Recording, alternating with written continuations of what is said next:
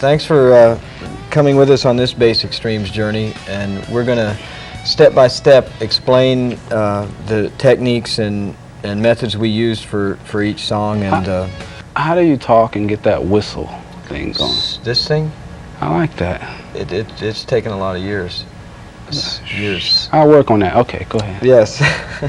But hey, you can see it's just like the book and the CD. We have fun. But we're going to go through our techniques and explain them, and this way you can see them, hear them, and apply them to whatever it is you do. Right? Yeah, definitely. Again, we just want to say thanks to everyone involved, especially Greg Bissonette for playing Bissonette. The great drums. Again, like hopefully you heard on the CD, we're grateful to have him here boosting us right along. But welcome to the tape, and let's get right into it. Let's do it. Well, let's tune. You want to tune to me? No, you're going to give you're giving the audience tuning notes like on the CD? Well, I might. Okay. You got a problem with it?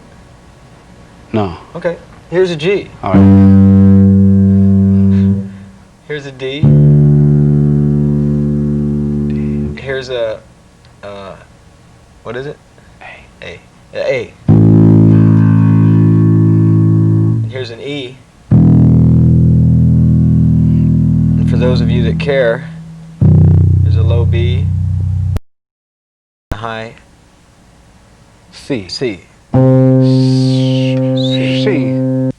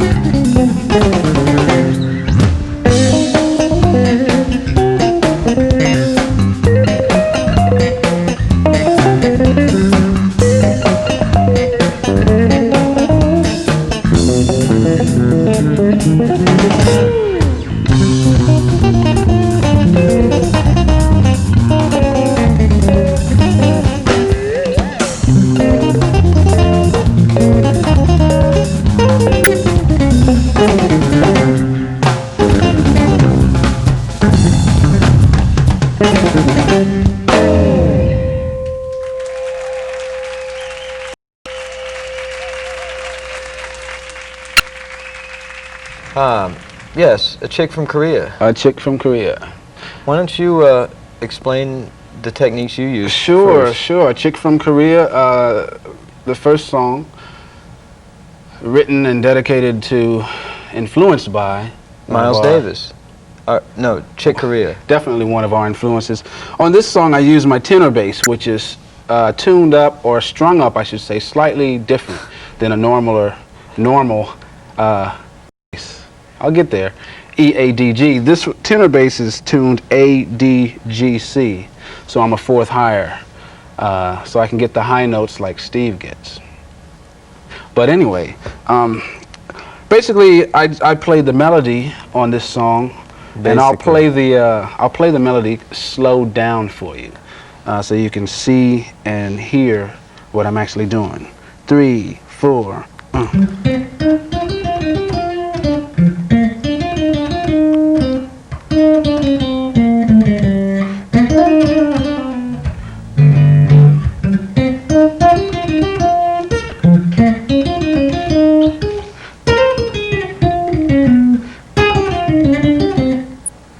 Okay, got that? Cool. Okay. That's all you do? That's it. Wow. Okay. That's all well, I do. I get to have some fun here. I play mostly the accompaniment parts.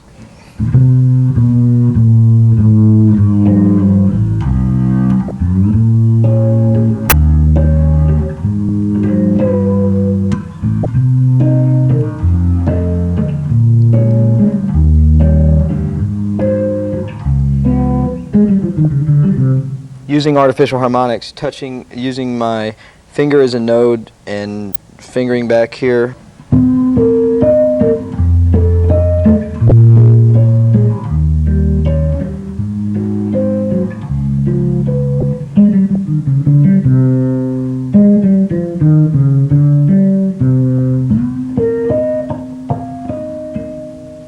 You could check out my advanced rock-based technique book, and it's all explained there. I'll have to do that. Well, I'm looking at you, but I was actually addressing it out there. Okay. Don't take it personal. Now, on the bridge, you know how to do it. On the bridge, and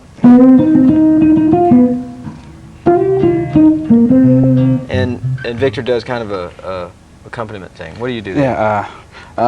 Basically, I'm just playing some 7 chords.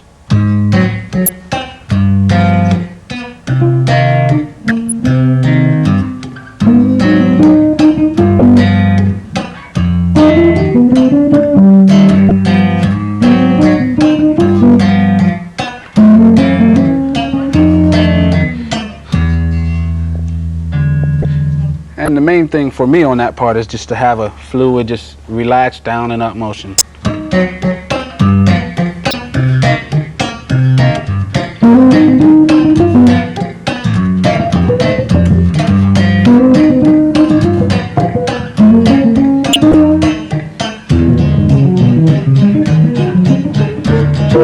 All right. And the country chicken picking part. Chick in pickin'.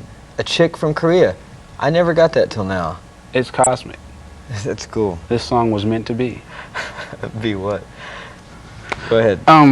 Basically, I pluck the strings quite a bit harder, and the tenor bass actually helps me get the sound of the that country guitar sound that I'm going for. And basically, I'm just attacking the notes a little harder.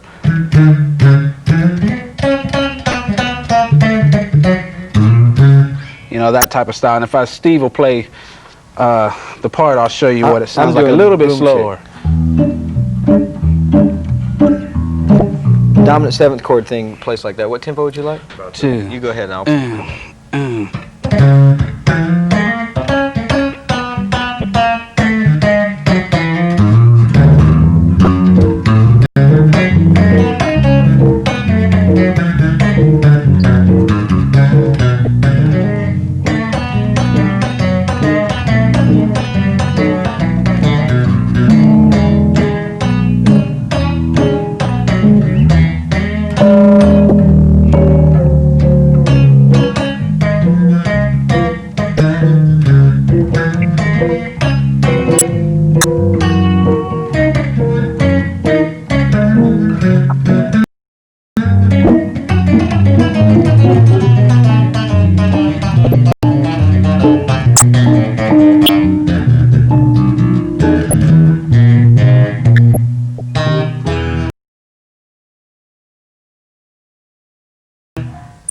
Something like that. I'm from South Carolina. That stuff comes naturally. You're from Virginia. Virginia? Oh, man. I love chicken.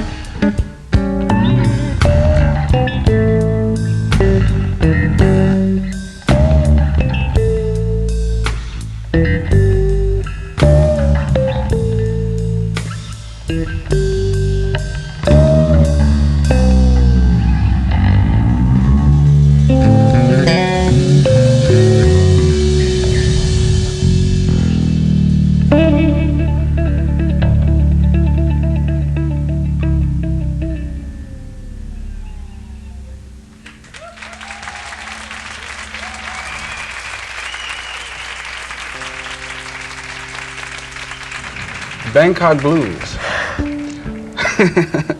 Another late night. I guess this kind of demonstrates solo playing, making it sound like duet playing. Is that a way of putting it? That is a way. That's a way. One example is when I'm playing the melody of the song, I'm playing it 2 octaves apart. And I'm doing it 2-hand tapping style, a la Stanley Jordan.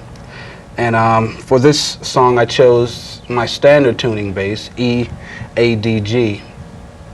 And I played the melody with left hand down in the first lower part of the bass.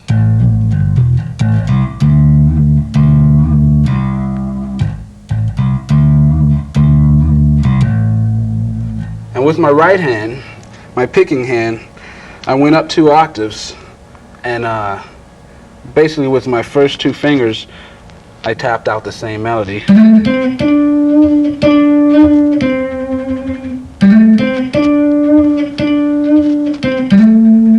And I might throw in here is when you're practicing tapping, keep in mind to put your thumb back here as an anchor.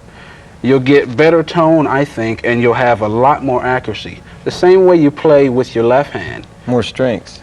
Definitely more strength. You anchor your thumb back here, so do it with your right hand too. These hands are mirror images of each other. Okay? So, together,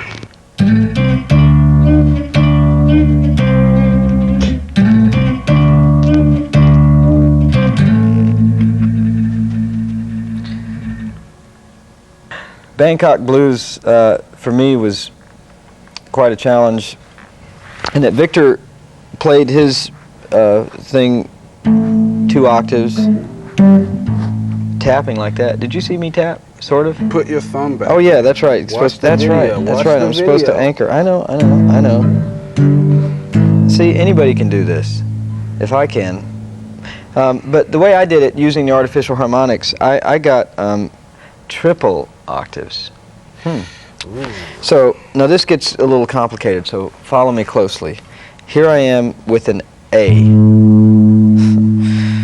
and I'm fingering a D up here, but I'm going up to the second partial of the harmonic, which gives me an A, the 5th. Or would that be the 3rd partial? It's one of these up here. It's so hard to find, I'm not sure what it is, but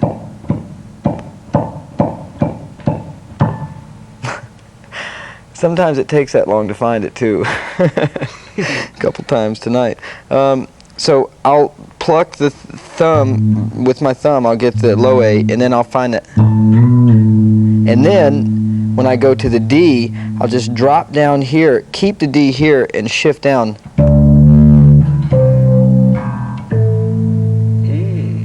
That's how I played the melody at the beginning. The other melodies I just play using the artificial harmonics with my index finger. For that same section that Victor's talking about, I believe it goes.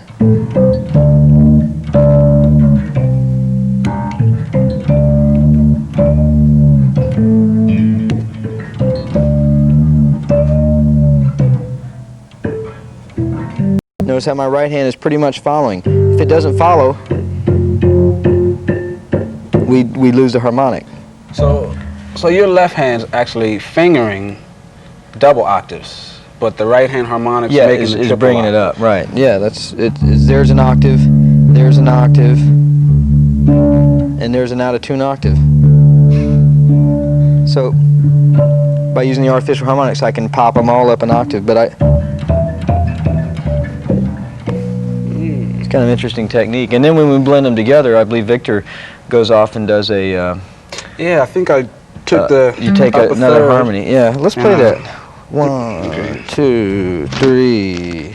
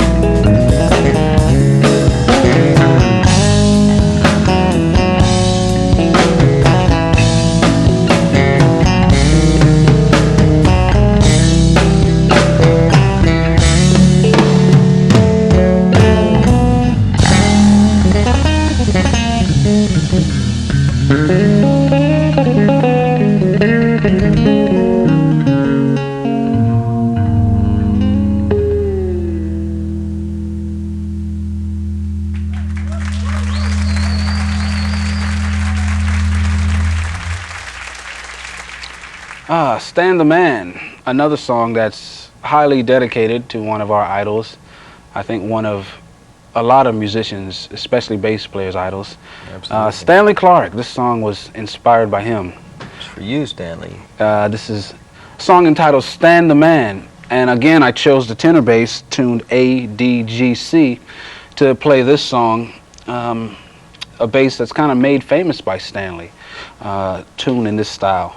And so I chose this bass and I attacked the strings again slightly harder and used a little bit more high end on my bass to attempt a Stanley Clarke tone. And you can, the song is pretty straightforward, but a neat thing that I did to play over this song is I used the E major pentatonic scale, and which is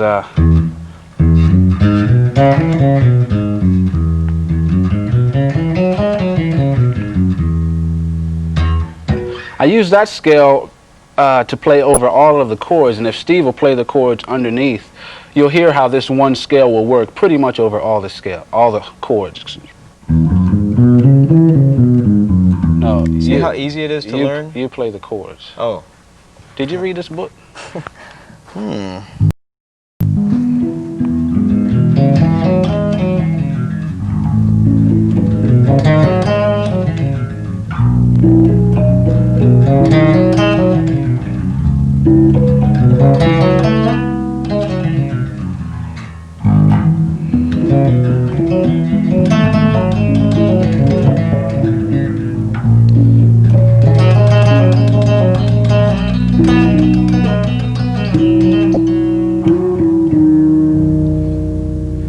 E major pentatonic. Nice scale to, you try it. I guess you just saw what I was doing, but once again it's back to this harmonic thing, and I'll explain it a little more in detail here. You must make sure that your index finger, or sometimes a lot of people use their thumbs, a la Jocko, but I find that I can be much more accurate.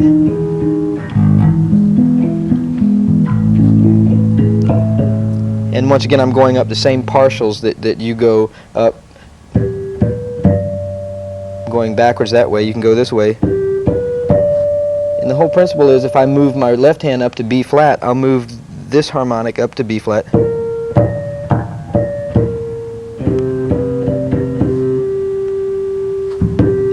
So your right hand is moving in conjunction with your left hand. Yes, systematically, consistently, proportionally, and in conjunction with. I'm going to buy this video. I want to learn that. Well, it's a lot of muscle memory, so you just do it over and over. And these chords, E over G sharp, A major,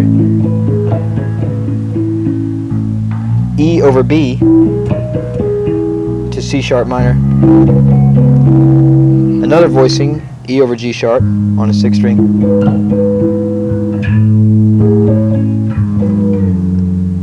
You liked that chord, didn't you? That's beautiful. That's F sharp over A sharp, B sus.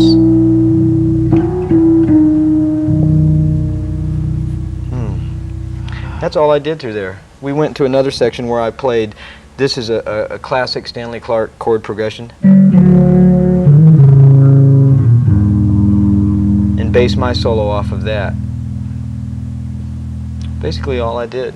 You think we'll have to pay Stanley for this? Victor, man, those were some serious triplets, like kind of like Stanley used to do in there in your solo. Well, How'd you do that? I tried. I could never get my 2 fingers or 3 to move as fast as Stanley, so I applied a technique that my brother showed me when I was about 8 years old, applying the thumb in a down and up position. Why weren't you out playing with the rest of the kids? My brothers were making me practice. A lucky guy. But just like a guitar player will use a pick, I use my thumb down and up.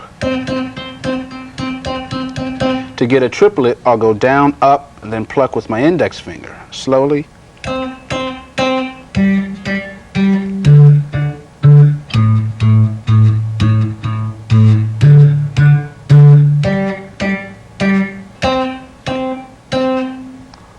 Okay, so with that in mind, down, up, pluck, in a relaxed manner.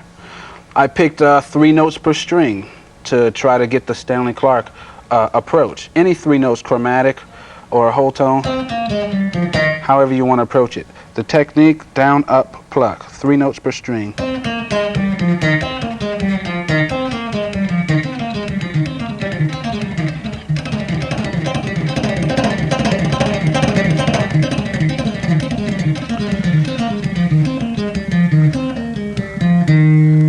And that's the way I imitated Stanley. I did kind of the same kind of triplet things, and the way I got into Stanley Clarke was somebody gave me a jazz record in South Carolina, and it was Chick Corea record, and I've never seen him. I had never seen him play. I had no idea how he did the things he did. I mean, for instance, on upright bass, just a little aside here, if I may digress. He I heard him do these. Remember those on his upright bass he'd do on that light as a feather thing? Yeah. So I sat there for hours practicing, get my triplet,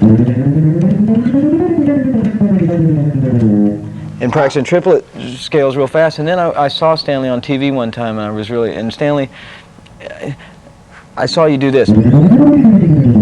That's how you did it. And I'm sitting there for hours and days going, thanks. But anyway, back to the triplets. That's impressive. Well, it was a lot of hard work. I wasn't out playing either. Stanley was teaching you. He was At that point, he was teaching you. He was teaching you to practice your chromatic skills. He did. This is cosmic. Sure.